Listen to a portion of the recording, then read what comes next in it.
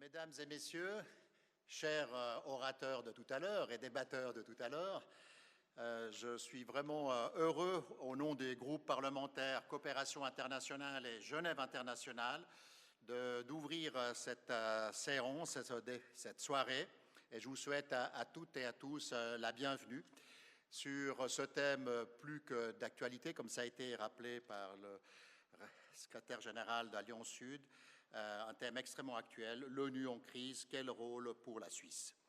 L'ONU fête cette année ses 80 ans, mais il y a malheureusement peu de raisons de se réjouir.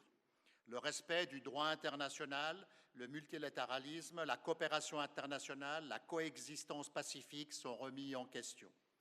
Un membre permanent du Conseil de sécurité de l'ONU, la Russie, commet le crime d'agression contre un pays voisin en violation du droit international et de la Charte des Nations unies. La réélection de Donald Trump, la nouvelle National Security Strategy publiée la semaine passée par ce même président, mais surtout la dissolution de l'USAID, la plus grande agence mondiale de développement,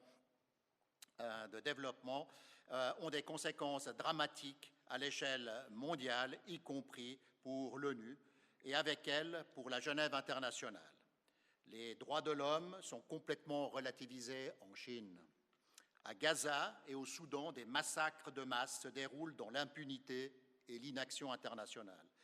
Les avis de la Cour internationale de justice, l'organe judiciaire des Nations unies, restent sans suite de la part des États. Pour ce qui est plus spécifiquement des organisations onusiennes, les contributions obligatoires et volontaires des États-Unis représentaient environ 30% du budget total de l'ONU et, de fait, la Genève internationale s'est développée sans que les acteurs soient vraiment conscients de la situation, dans une large mesure grâce à ce financement américain. En 2023, par exemple, les États-Unis ont fourni 57% du budget du Haut-Commissariat des Nations unies pour les réfugiés et 49% des fonds de l'ONU-SIDA. Depuis le début de cette année, nous assistons donc à une énorme crise financière des organisations onusiennes, avec une réduction drastique des effectifs, y compris à Genève. Au niveau mondial, l'ONU a dû réduire son action, supprimer rien que cette année 20 000 à 30 000 postes et en déplacer des milliers vers des pays moins chers. La Genève internationale, selon les dernières estimations, perd environ 3 000 postes.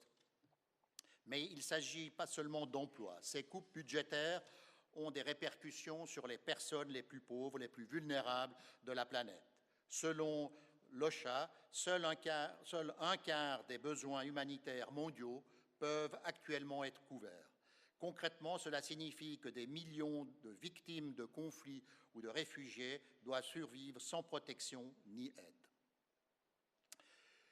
Des enfants meurent de faim et des programmes éducatifs sont supprimés. Cela signifie que des maladies telles que la tuberculose ou le VIH-Sida pourraient se propager à nouveau et faire des millions de nouvelles victimes. Une étude scientifique publiée par le magazine Lancet estime que les coupes budgétaires de l'USAID entraîneront environ 14 millions de décès supplémentaires d'ici 2030, dont 4,5 millions d'enfants de moins de 5 ans.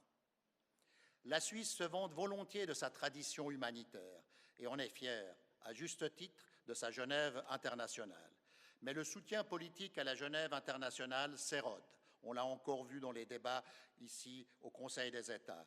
Et les moyens en faveur de la coopération internationale, y inclus les organisations multilatérales, est réduit afin d'augmenter massivement les moyens alloués à l'armée, mais aussi parce que certains élus n'estiment plus nécessaire une solidarité ou un futur plus juste pour toutes et tous à l'échelle mondiale.